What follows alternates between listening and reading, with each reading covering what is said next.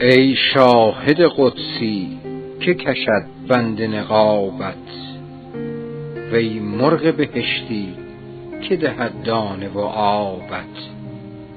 خوابم بشد از دیده در این فکر جگرسوز، کآغوش که شد منزل آسایش و خوابت. درویش نمی پرسی و ترسم که نباشد اندیشه آمرزش و پروای ثوابت.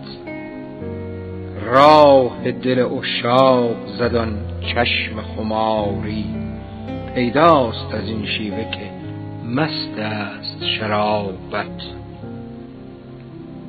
تیری که زدی بر دلم از غمزه خطا رفت، تا باز چه اندیشه کند رای صوابت. هر ناله و فریاد که کردم نشنیدی، پیداست نگارا که بلند است جنابت.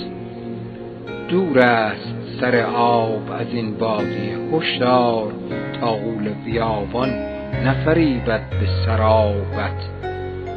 تا در ره پیری به چه آیین روی ای دل، باری به غلط صرف شد ایام شبابت. ای قصر دل افروز که منزلگه انسی، یا رب مکناد آفت ایام خرابت.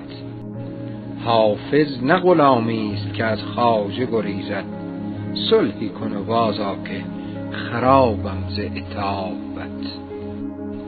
حافظ نه غلامی است که از خواجه گریزد، صلحی کن و بازآ که خرابم ز عتابت.